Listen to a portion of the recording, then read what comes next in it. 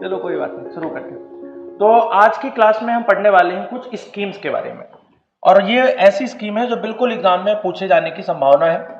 जिसमें सबसे पहली स्कीम है PMSBY यानी प्रधानमंत्री सुरक्षा बीमा योजना। दूसरी जो स्कीम है उसको हम कहते हैं प्रधानमंत्री जीवन ज्योति बीमा योजना।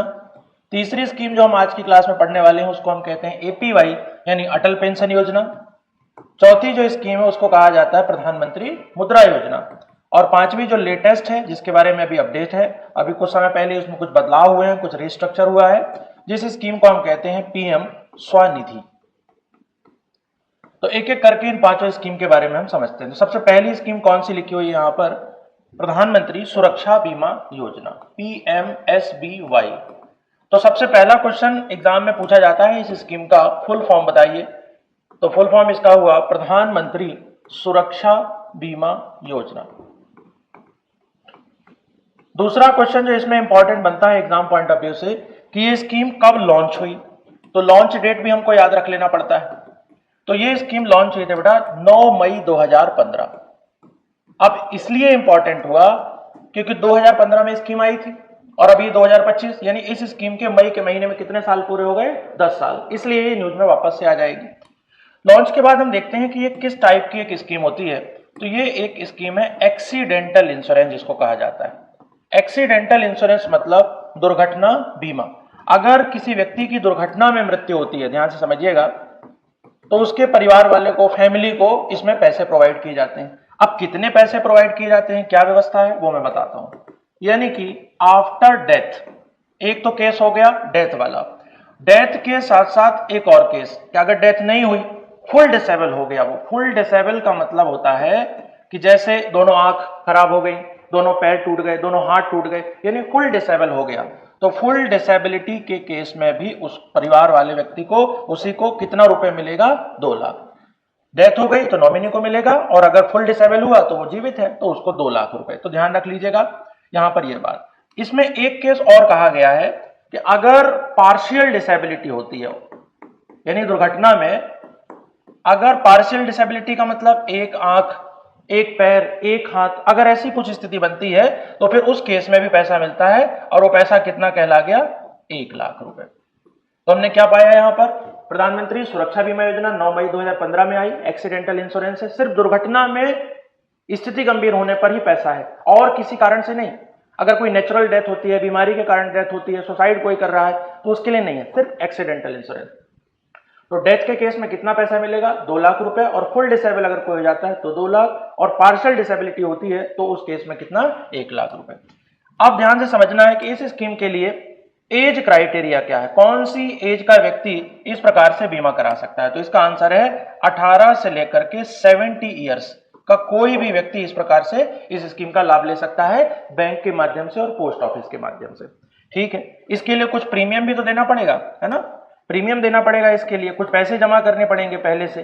तो जब ये स्कीम पहली बार आई थी 9 मई 2015 में, तब इसमें 12 रुपए देने पड़ते थे साल में एक बार, और अभी वर्तमान में इसमें साल में एक बार कितना देना पड़ता है? 20 रुपए। तो हम यहां कह सकते हैं 20 रुपए एनुअली। तो अब आप खुद सोचो कि यही अगर प्राइवेट इंश्योरेंस कंपनी के माध्यम से बीमा कराया जाए 2 लाख रुपए की सुविधा का लाभ लेने के लिए, तो फिर ज्यादा प्रीमियम देना पड़ेगा। लेकिन सरकार के माध्यम से ये मात्र 20 रुपए में आपका एक्सीडेंटल इंश्योरेंस हो सकता है बैंक के माध्यम से। हमको ये बात समझ में आ गई, प्रीमियम समझ में आ गया। अब यहां चाहें तो एक और चीज लिख सकते हैं प्रीमियम के बाद। ये पैसे डेबिट कैसे होंगे हमारे? तो ऑटो डेबिट फैसिलिटी जिसको कहा जाता है, यानी हमारे अकाउंट से ऑटोमेटिकली पैसा डेबिट होता रहता है, ये ध्यान रख लेना है। और 1 जून से 31 मई तक के लिए ये बीमा होता है। 1 जून से 31 मई ये उसका टेन्योर होता है, और फिर उसके पहले आप रिन्यू करा लीजिए और आगे बढ़ते चले जाइए। रिन्यू लगातार कराते कराते आपके अकाउंट में पैसा होगा, ऑटोमेटिकली रिन्यू होता रहता है ये बीमा। ठीक है, तो हमने जान लिया PMSBY के बारे में। फटाफट आप बोल दो जल्दी से, PMSBY का फुल फॉर्म क्या है? सुरक्षा बीमा योजना। कब लॉन्च हुई थी? 9 मई 2015 में। किस टाइप की स्कीम है? Accidental insurance. और डेथ के केस में कितना पैसा मिलता है? 2 लाख। पार्शियल डिसेबिलिटी में भी 2 लाख रुपए, फुल डिसेबल में 2 लाख और पार्शियल डिसेबल में 1 लाख। कितनी एज के व्यक्ति इस प्रकार का इंश्योरेंस करा सकते हैं? अच्छा, कहां से कराएंगे इंश्योरेंस? बैंक के माध्यम से करा सकते हैं। प्रीमियम कितना? 20 रुपए एनुअली, ये याद रख लेना। और ऑटो डेबिट फैसिलिटी, ये ध्यान रखिएगा। चलिए अगली स्कीम हम देख लेते हैं यहां सामने, जिसको कहा जाता है PMJJBY यानी कि प्रधानमंत्री जीवन ज्योति बीमा योजना।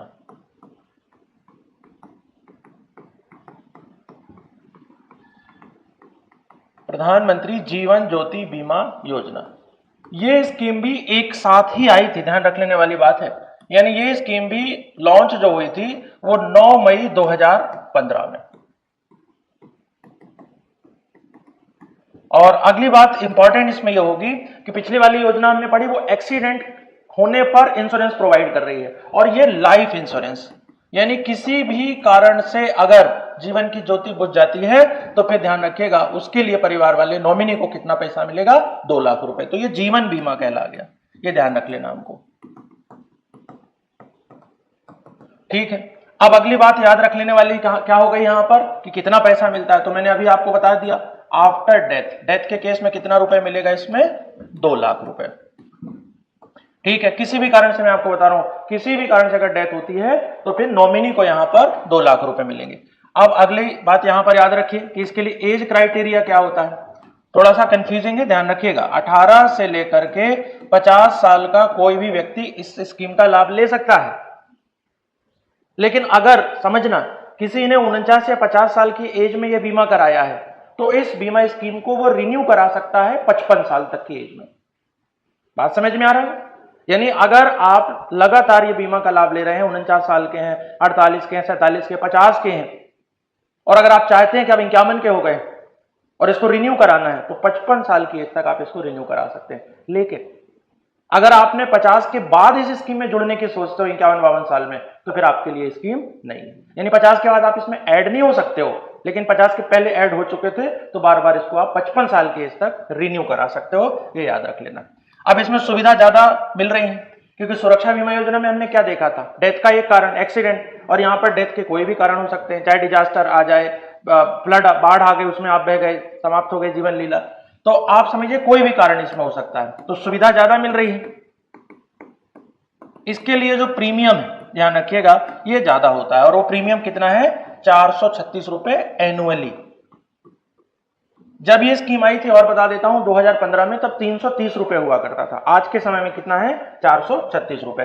अब इसमें भी वही व्यवस्था है, ध्यान रख लेने वाली बात है, ऑटो डेबिट फैसिलिटी, यानी आपके अकाउंट से ऑटोमेटिकली पैसा डेबिट होता रहेगा। बस बैंक में जाना है, एक बार फॉर्म भरना है, आपका काम हो जाएगा, ठीक है। बोलिए जरा, पीएमजेजेबीवाई का फुल फॉर्म क्या कहला गया, प्रधानमंत्री जीवन ज्योति बीमा योजना। कब लॉन्च हुई थी, 9 मई 2015 में। किस टाइप की स्कीम कहला गई, लाइफ इंश्योरेंस। डेथ के केस में नॉमिनी को कितना मिलेगा, 2 लाख रुपए। और एज, कितने एज का व्यक्ति इस प्रकार से बीमा का लाभ ले सकता है, 18 से 50 साल। प्रीमियम कितनी कहला गई, 436 रुपए साल में एक बार ही देना है, और ऑटो डेबिट फैसिलिटी के तहत आपका पैसा अकाउंट से ऑटोमेटिकली डेबिट होता रहेगा। तो ये स्कीम ध्यान रखिएगा, प्रधानमंत्री जीवन ज्योति बीमा योजना। अब अगली स्कीम जो सामने हमारे है उसको हम क्या कहते हैं, एपीवाई। एपीवाई का फुल फॉर्म होता है अटल पेंशन योजना। अटल पेंशन योजना ऐसे लोगों के लिए है जो जब तक जिनका शरीर चल रहा है तब तक वो कमाते हैं, उनका जीवन यापन होता है, और जैसे वो काम करना बंद कर देते हैं पैसे आने उनके पास बंद हो जाते हैं। ऐसे लोगों के लिए ये स्कीम है सरकार की तरफ से, पेंशन वाली। अब ये स्कीम लॉन्च कब हुई थी, थोड़ा इसको देखा जाए। ये स्कीम बेटा लॉन्च हुई थी 9 मई 2015 में। अब पेंशन जो मिलने वाली है इसका लाभ कौन से लोग ले सकते हैं, यह सोच लेना है आप लोगों को। तो इसका लाभ लेने वाले व्यक्ति की एज होनी चाहिए मिनिमम 18 साल और मैक्सिमम 40 साल। आप ही अपना पैसा जमा करेंगे, वही पैसा आपको बाद में मिलेगा पेंशन के रूप में। सरकार इसमें थोड़ा सा कुछ अमाउंट अपनी तरफ से भी ऐड करती है। 40 साल क्यों रखा गया है, क्योंकि एटलीस्ट आप 20 साल पैसे जमा करेंगे तब आपको 60 साल के बाद वो पैसा मिलेगा। अब इसके लिए आपको कुछ पैसे पहले से जमा करने पड़ते हैं, यानी उसको हम कहते हैं प्रीमियम। अब ये जो प्रीमियम डिसाइड होता है, इसके लिए एक व्यवस्था ये हो गई कि आपको पेंशन कितनी चाहिए।